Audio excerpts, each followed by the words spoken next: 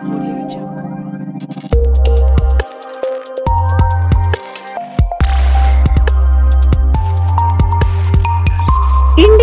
TV 9 news Maharashtra.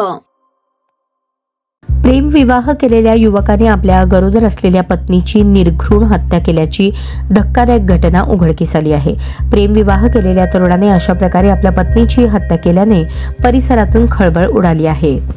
बी स्वाती वय 21 असे हत्या झालेल्या महिलेचे नाव आहे।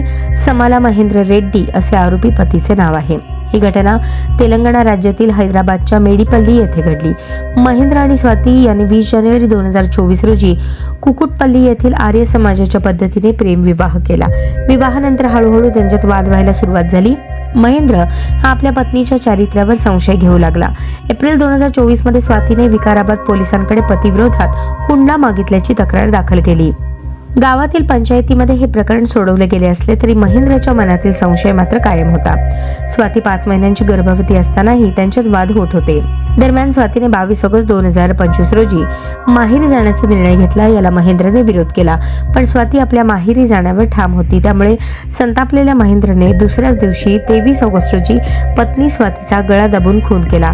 या क्रूर हत्येनंतर महेंद्रने पुरावा नष्ट करण्यासाठी अमानुष कृत्य केले। त्याने कुऱ्हाडीने पत्नीच्या मृतदेहाचे तुकडे केले। डोके, हात, पाय त्याने मुसी नदीत फेकून दिले, तर मृतदेहाचे धड खोलीतच लपवून ठेवले। घटनेची माहिती मिळताच मेडीपल्ली पोलिसांनी तपासाची चक्रे फिरवली आणि आरोपी महेंद्रला अटक केली।